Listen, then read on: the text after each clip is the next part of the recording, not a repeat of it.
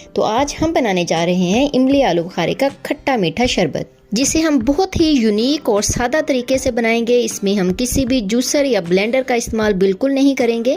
गर्मियों का ये खास तोहफा आप सबके लिए है। ये जिगर और मैदे की गर्मी को मिनटों में भगा देगा और कॉन्स्टिपेशन वाले मरीजों के लिए तो ये परफेक्ट है।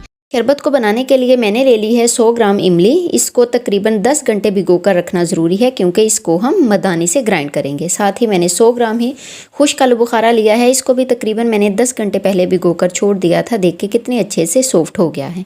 अब एक डोल ले लेंगे। साथ ही हमें इस तरह की मदानी चाहिए जो कि हर घर में अवेलेबल होती है। सबसे पहले हम इस डोल के अंदर आलू बुखारा डाल देंगे, इमली डाल देंगे, तकरीबन 1 लीटर पानी डाल देंगे और साथ हाफ कप चीनी डाल देंगे, हाफ टेबल स्पून के जितना नमक डाल देंगे और कुछ ही सेकंड इसको ग्राइंड करेंगे तो बड़े अच्छे तरीके से हमारा शरबत तैयार हो जाएगा। फिर इसमें थोड़ी सी फ्रेश पुदीने की पत्तियाँ डाल देंगे और मज़ीद इसको ग्राइंड कर लेंगे।